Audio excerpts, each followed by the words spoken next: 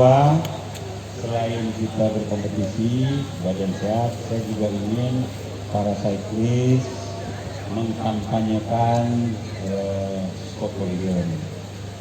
Kalau ini nanti punya gaung yang bagus, ya tentu saya bersama Abu Jawati dan yang lain berusaha membuat event sebanyak-banyaknya. Informasi Budawati kalau bisa yang ini jadi event karena